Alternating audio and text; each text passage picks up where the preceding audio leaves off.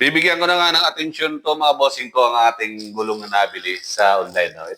Ito yung Firemax mga bossing ko. 195 65 R40. No? So, murang-mura ko lang nabili ito. Ganito rin yung nakakabit sa aking gulong. So, layo na narating nun mga bossing ko.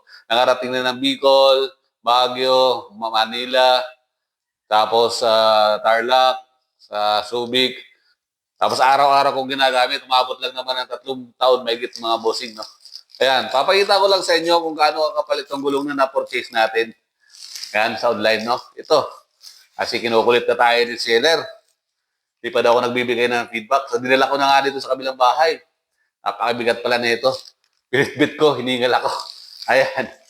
Kita nyo, papakita ko lang mga bossing. Oh, kasi 5 days na sa atin to. Ayan. Firemax mga bossing. Oh. Hindi ko pa nabibigyan to ng atensyon dahil sobrang busy natin dito sa bukid, no? Yan.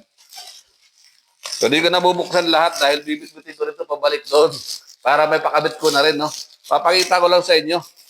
Yan, para di ako mahirapan pagbaba nito. Papakita ko lang sa inyo kung gaano ang kapal ito mga bossing. Yan, no? So, yan, design niya. Ang kapal niya, no? Yung sa akin, may 3 taon gamit ko ganito. Firemax. Yan. Diba? So sa hindi masilan, pwede na ito. Napakakunat to. Yan. Oh, yung kapal yan. Yan. Oh. Kita nyo? Diba? Abot sa atin yan ng 3 taon mahigit. So nagka-problema lang ako dahil yun, pinahin na nga ang gulong yung ating service na L300. Sakit talaga yung ganon. Meron talagang sakit yung L300 ng ganon. Lagi kinakain. Nagka-problema naman yung filter, post, idle arm, saka yung mga tie rod. So, kailangan ng cover, no? So, ito.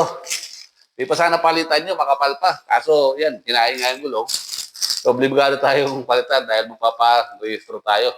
Baka tayo bumagsak sa emission, no? Ayan, ano? Ayan, no? Kung kailangan nyo ng gulong, mga bossing ko, kung bibilin ko kasi ito sa Lucena, magkakasulina ako, mauubusan pa ako ng oras, abala. Di ba? Kaya sa online nila ako bumibili talaga ng mga parts ng ating service. No? Yan. Diba? Isang piraso nito, nasa 3,000 plus na to pag sa Lucena. Dito, 2 piraso. 3,800 na purchase ko ito mga bossing. Diba? Naka-free shipping pa yan. So, 2 days lang, nandito na sa akin. So, 3 days, 5 days na nga sa akin. Ngayon ko lang nabigyan ng attention to. Talaga. Ba?